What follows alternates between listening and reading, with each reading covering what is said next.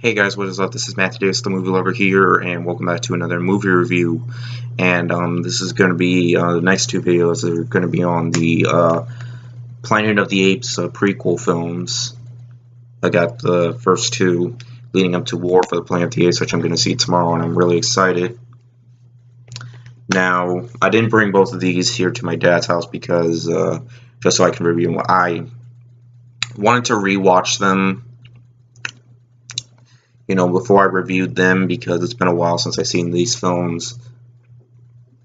So, you're gonna start off with Rise of the Planet of the Apes, then Dawn, which I do think is better than this film, but I will explain why in the next video. But anyways, let's get started now. I rented this film at Redbox a long time ago, along with Super 8, and yeah.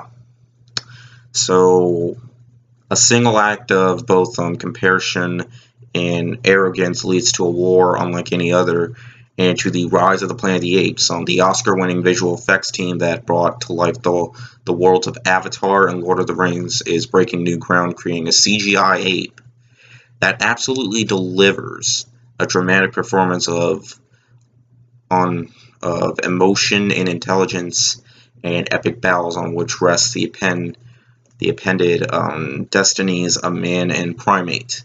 Now, this film is about an ape named Caesar whose mother was protecting him, and the scientist at the lab thought she was dangerous, but what she was trying to do was protect Caesar, and since Caesar doesn't have a home, one of the doctors or the scientists takes home the ape, and takes care of it, watches over it, and protects it, and treats it like it's an actual family member and not a pet.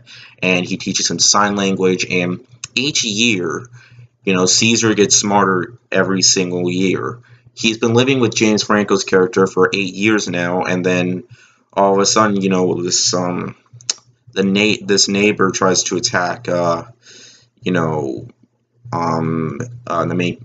James Franco's character's father, and they just think that, Caesar was trying to protect him, and he attacks the neighbor and pretty much bites his finger, and they just.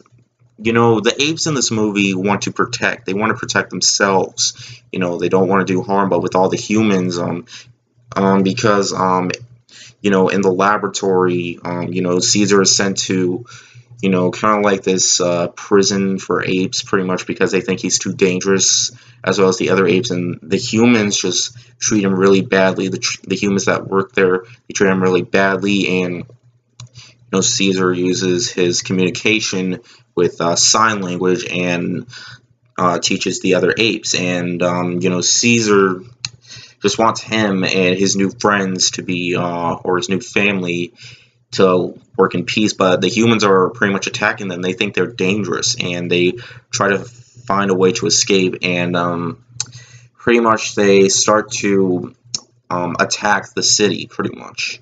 And this is actually a prequel to the original Planet of the Apes series, and a lot of people didn't have very high expectations for this because Tim Burton made a remake to Planet of the Apes, which pretty much sucked. I haven't seen it, heard bad things about it, but these are the only two Planet of the Apes films I've seen. Yeah, I haven't seen the original. I really want to, though. I don't think I'm going to have any time when I see War for the Planet of the Apes, but yeah.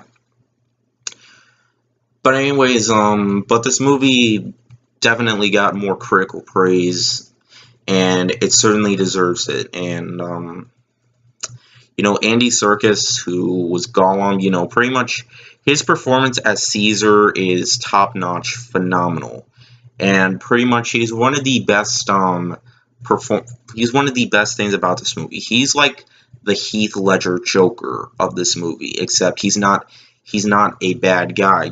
He's not the villain in this movie.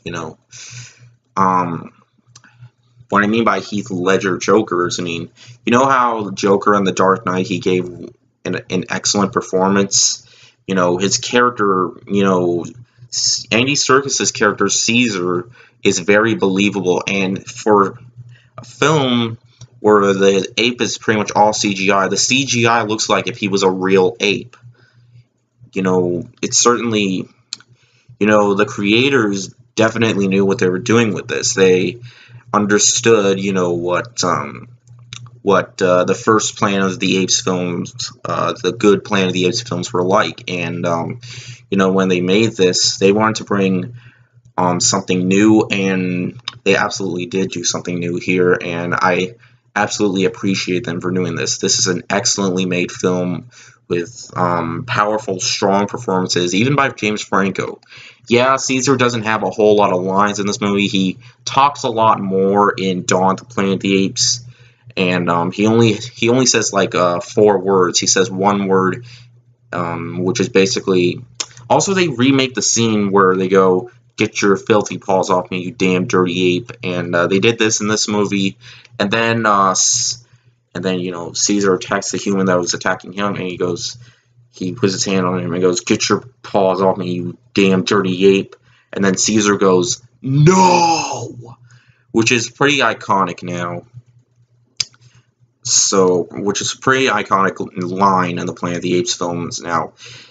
And they do it so well in this movie. There are just it's powerful action and drama, and it doesn't take over the top action or green screen. They do it in a respectable kind of way for fans of the Planet of the Apes series. As for issues, I will say the ending does lead up to a sequel, which obviously we did get, and but I didn't think the ending really made much sense. I mean, yeah, James Franco wants Caesar to come home, but then Caesar goes, Caesar is home, and pretty much he climbs up in a tree, and then it pans out, and then the movie ends, and then there's like a mid-after credit scene where we obviously know there's going to be a sequel. But other than that, this is a really entertaining movie, both with its dramatic atmosphere as well as visual effects. It's done really excellently, and yeah, that's pretty much all that I have to say. I'm going to give the movie a 4.5 out of 5. Definitely check this film out if you haven't seen it. If you've seen the original Planet of the Apes films, I definitely recommend you check this film out. Alright, so stay tuned for my review of Dawn of the Planet of the Apes, and I'll see you guys later. Word out.